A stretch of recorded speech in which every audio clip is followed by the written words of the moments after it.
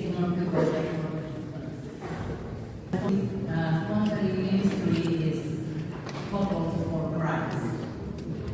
And music will be provided by Holy Family Music Ministry Choir. Our celebrant for today is from Nuevas Vizcaya, Philippines. He is currently the pastor of St. Genevieve Catholic Church in Panorama City. Let's give him a welcome. Let's give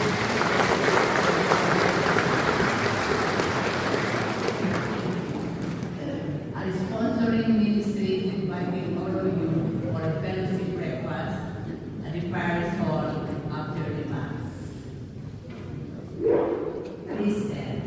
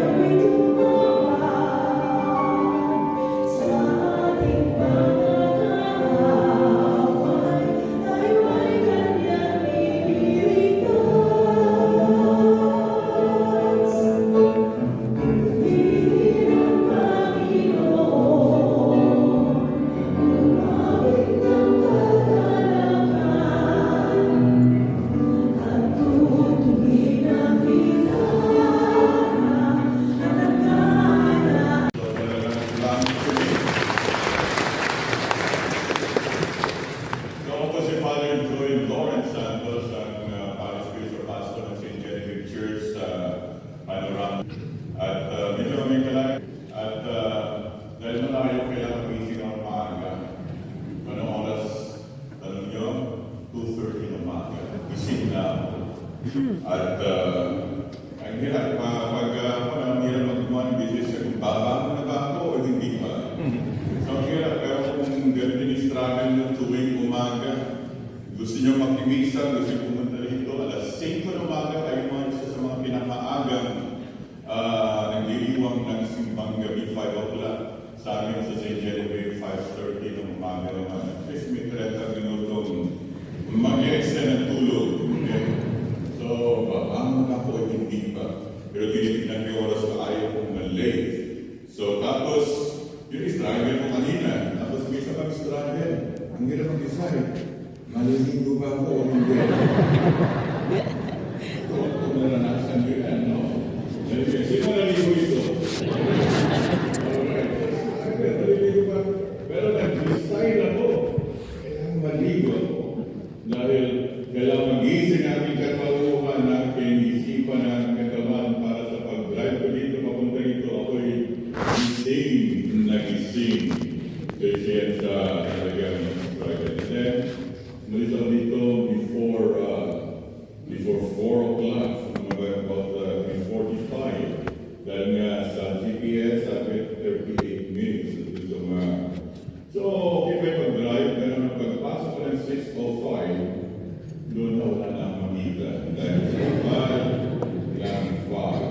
So, okay. Pagpasok na ng 91, so 6:05, 91, mas makapal naman. Tapos nag-exit ako, papunta rito, bumagal talaga, kailangan mabagal. Dahil side street yun.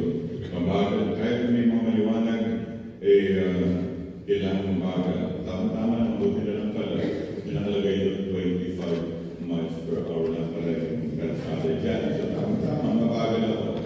At ang ginawa ko lang kanina ay sundan yung sasakyan. Doon sa freeway, sundan yung sasakyan. At yun ang pinakaligtas, no? Yung sa akin, parang pinakaligtas na gawin ng mga kadadal na wala akong nakikita. So, yung susundan yung ilaw. At doon, susundan mo yung daan. At doon, at least safe ka na sundan yung ilaw na yun. At ganyan lang tayo, di ba? Ganyan tayo. So we feel safe, we feel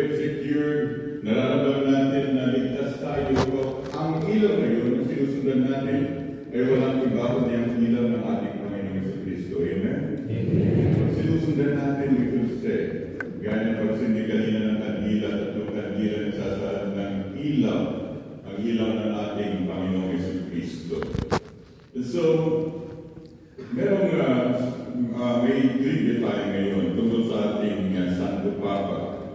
So, kailan nagdiwan ng birthday si Santo Papa, Pope Francis? Kaya pinagdiwan kanyang kaarawan, birthday. Anyone? Any guess? December 17. Ilang taon na si Pope Francis? 88. Ngayon, I came across this article, very interesting article about Pope Francis. Kaya sa CNA, yung Catholic News Agency. And then, yung title niya, article na ito is Pope Francis turns 88. There's 8 plus 8 interesting facts about him. So, 8 plus 8, 16. Okay? Parang trivia. And one of these, hindi ko babangin nila, just ilan lang. So, one of these is na si Pope Francis, nung naramdaman niya sa kanyang discernment na siya tinawag ng Panginoon, ay 16 years old lamang siya. Para kami rin mga pari sa Pilipinas na high school, 16 years old. When I entered San Marias, I was 16 years old. But anyway, so there was a student activity and he was about to join this party of students in the school. And then he passed by the church and then was suddenly attracted to go to the church. So kung anong dahilan, hindi niya alam. So pumunta na siya sa simbahan na doon, may nakita siyang pare. At siya nangungisal, siya hindi niya alam. But he just felt compelled to go to confession. And from that time on, he felt something different, strange and mysterious. He felt it. And then from that time on, he knew that God was calling him to be a priest. So that was at the age of 16, September 21, 1953, and it was a feast of St. Matthew. So hindi niya makakalimutan yung sandaling iyon. Another trivia about him, ito 8 plus 1, ay si Pope Francis ay isa palang dancer. Isang dancer. Sino pa yung mga sumayaw dito? Isang dancer. At alam niyo, ano ba yung paboritong dancer sa Argentina? Tango. It's an emblematic dance of Argentina. And he just loved to dance tango. He's a dancer, and so he started to dance. No longer with people, but to dance with the Lord and the Father will dance and everything, so forth and so on. And then another trivia about him was very interesting. Siya pala isang bouncer sa nightclub. So yeah, the bouncer sa nightclub. He was young. And like young people in Argentina, they were working sa Louis Vuitton, and then it was a bouncer. So talagang medyo palang ating bigasin palang ating Santo Papa. Si Pope Francis. And then one of his favorite sayings is St. Joseph is sleeping Joseph. Okay? Meron siyang statue ng ni St. Joseph yung sleeping na tutulog na St. Joseph. At nung pumasal siya, when he visited the Philippines, he made mention of this devotion. And he said, silence, the power of the sleeping Joseph. And then every time he had some kind of issues, concerns, difficulties, and problems, he would just write a note and then put it under the statue of St. Joseph. And then St. Joseph do something about it. Okay? So do something about it. So sa pagtulog. Kaya yung si St. Joseph na pagtulog. And ganun din naman sa atin pag may mga problema tayo. Okay, itulog mo lang yan. Okay, pag may problema ka, itulog mo lang yan. Pag-isip mo, nandiyan pa rin. Pag-isip mo, nandiyan pa rin. Pero please, iba na yung pananaw. Relax ka na, nagkakaroon lang ka. Ganun naman si St. Joseph, di ba? narinig natin yung kanyang kwento na nasenarungaan sa problema. Malaman niya si Maria yung buntis na at hindi naman siya tama. Ay, malaking problema yun. Di ba? Malaking problema yun. Itinulog niya na. Di ba? Itinulog niya na. Lumakasig siya paliwanag na sa kanila. Tulaan pala ng Diyos lahat namin. Amen? And then another one, very one. So si Pope Francis, napakalakas ang sense of humor. Kasi masaya lagi. Ayaw niya na ang Kristiyano, Katoliko, malungkot. Maraming problema ka kailangan ng masaya. Kaya si Pope Francis nagdarasal pala siya every day to keep his sense of humor. To keep his sense of humor. And then he has a prayer. It's a prayer based on the prayer of St. Thomas More. Ang prayer na yun, dinadasal niya every day. Para masaya siya. So, Lord, help me to keep my sense of you more. And then, grant me the grace to understand as joy. And then, to experience joy in a joy. And then to share that joy with people. Napakaganda, di ba? Sa kabilaan ng kabigatan ng kanyang responsibilidad bilang Santo Papa, ay nagagawa pa rin niyang magkatawa. Di ba? Yung kanyang mga audiences and everything. So he would crack jokes. So, yung humor niya. Dahil gusto niya na masaya. Ang encounter dapat natin, sabi niya, ang encounter natin sa ating Panginoon Yesu Cristo ay kailangan masaya, magdulot ng saya. Kaya si Pope Francis, meron siyang encyclical. Ito ay napamagatang Gaudium Evangelii, which means the joy of the gospel. Okay? Is the joy of the gospel. And then may mga libro ni isulat tungkol sa kanyang mga insights, sa kanyang mga sinasabi, at ito yung joy ng discipleship. And so, meaning there should be joy in our encounters. In this Gaudium Evangelii, the joy of the gospel, he pointed out, he emphasizes very clearly that the encounter, our encounter with our Lord Jesus Christ, should bring about joy in our hearts. And there's no exclusion, there's no exemption. It should bring joy into our hearts, into our lives. Mahirap pag tayo'y malungkot lagi, di ba? May mga problema pero hindi ito dapat ibigay na talagang iba yung lungkot sa ating buhay. So yung joy dahil sa encounter na yan, nararanasan natin ngayon, ang kagalakan sa mga panahon ito, sa pagdiriwang ng hanggang season ng simbang gabi ng Kapaskuhan, there's joy that our encounter with the Lord Jesus. And we remember St. Paul himself, his encounter with the Lord, and it was in Philippians. Remember when we celebrated the third Sunday of Advent, we had the Rose Peak, and we had the letter of St. Paul to the Philippians, rejoice in the Lord always. I repeat again, rejoice in the Lord always. At alam niyo ba kung nasa sa St. Paul? Wala siya sa beach, wala siya sa resort, hindi siya nagbabakasyon, bagkus nasan siya? Nasa prison.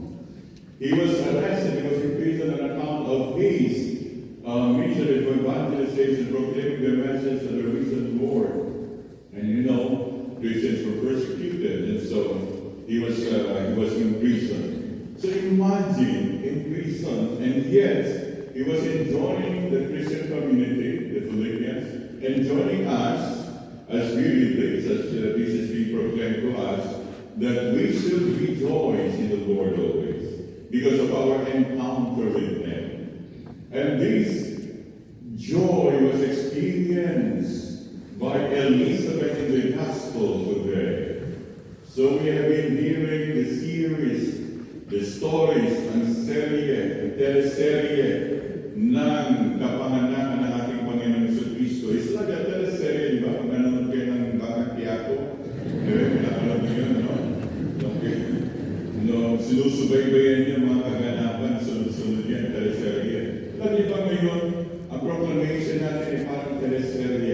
nakikinig tayo at nakikinggan natin ang mga kaganapan, ang misteryo ng plano ng Diyos para sa ating kaligtasan. At ngayon nga, narinig natin tungkol kay Juan Bautista, narinig natin tungkol kay San Jose, at ngayon nga tungkol kay Elizabeth, kay Zacharia, na kay Elizabeth na nagbuntis sa kabila ng kanyang katandaan.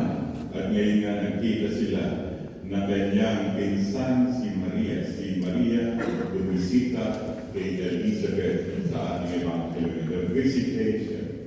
And the visitation, that encounter brought joy to both of them. And brought joy to Elizabeth. To Elizabeth, who was kind of filled with, well, nagugulinghanan pa rin siya sa mga nangyayari. At dahil nga sa kanyang pagkataan, and then he went both siya, pero sa kabila nun ay nabuntis siya. At pati yung bata, okay, even the child in the womb of Elizabeth leapt for joy. So imagine ito, nagpapakita sa atin kung gaano ang encounter, ang pagkikita ng Panginoon at ni Juan Bautista, ang pag-encounter meeting nila, hindi pa sila nakita pala, nasa buong pa lang sila, okay? At nagbigay kagad ng kagalakan sa kanila. At nawawa yung mga kapatid, ito ay magbigay ng kagalakan sa atin. And so the visitation, and God has visited us through His Son. This is what we are celebrating during these times. As we celebrate the presence of God, the Emmanuel, the God with us, the God who will save us. And it should bring joy to all of us. And take note that when Mary went to visit Elizabeth, so nasaan ba ito? Sa hill country of Judah. So ito isang very significant and very symbolic sa Evangelyo natin ngayon. Dahil sa hill na ito, the hill country of Judah, ito yung lugar, at alam natin ito sa ating mga biblical studies na itong hill country of Judah, ito ang lugar kung saan nakita ni David ang Ark of the Covenants. So he found the Ark of the Covenants. And when he found the Ark of the Covenant, he was jumping, he was dancing. And that was David, the king. But then, when he found that was a king who was acknowledging the presence of God before him. And so he jumped and danced for joy. He was dancing for joy. And that was, of course, in the scriptures, dancing with joy. So ito, ganito Francis, matuto tayo magsayaw ng tango, matuto tayo magsayaw ng cha-cha, or simply put dancing with joy to the Lord because of His encounter. Nasana ito, pag-review natin, nagdudulot ng kagalakan. Ang pagbisita natin dito, magdulot ng kagalakan sa atin. At hindi naman pagbisita ng Diyos sa atin, sa ating puso, sa ating tahanan, sa ating komunidad, ay magdulot ng kagalakan sa atin. At ito nga ang pagkatagpo ni David sa Ark of the Covenant ay nagsasaltin na si Maria ang siyang bagong Ark of the Covenant.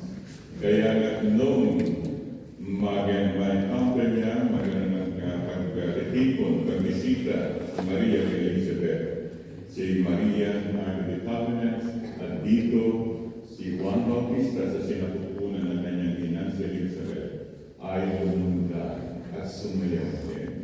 And so we see the connection is in that Mary is the Ark of the New Covenant. And we are here celebrating our Lord Jesus, the presence of our Lord Jesus in the Ark of the Covenant. And so may it bring joy to us na buhay natin sa kabila ng mga pagsubok sa buhay, sa kabila ng mga problema natin, ay dapat magbigay ng kagalakan. At kung may kagalakan, meron pag-asa.